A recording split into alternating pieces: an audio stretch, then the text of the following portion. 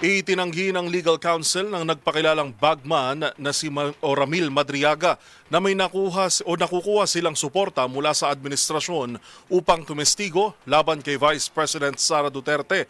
Sa panayam ng DZRH, sinabi ni Attorney Raymond Palad na wala silang anumang koneksyon sa administrasyon ni Pangulong Bongbong Marcos. Anya, nag-aabono pa sila at may mga ari-ariang isinanla upang may pangtustos. Financially or otherwise? Ang nakausap ko lang na politiko, which is inamin naman yan, si Congresswoman De Lima, noong December 8, nagkaharap kami. Tapos yung visit ni former Senator Reales sa January 23, hindi pa nga ako nakaharap noon.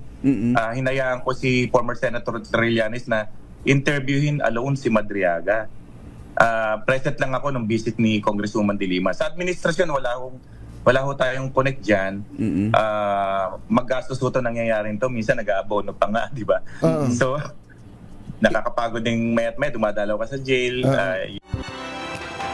Samantala, kumpiyansa umano ang abogado na totoo ang testimonya ng kanyang kliyente dahil naman sa consistency nito. First two meetings, medyo mababaw pa yon. Yung mga kwento niya, we have to check outside. Every time may babanggitin siyang pangalan, meron din naman tayong mga kaibigan, matagal na tayo sa practice. So we have to check yung mga sinasabi niya, yung pinuntahan niya, yung mga nakilala niyang tao. Tinatawagan ko yun. So syempre, after some time, doon mo makukonvince pag nag-uusap kayo harapan, makikita mo tuloy-tuloy eh. Hindi siya nagkakamali sa kwento niya. Every other day, dadalawin mo, hindi nagbabago yung kwento eh.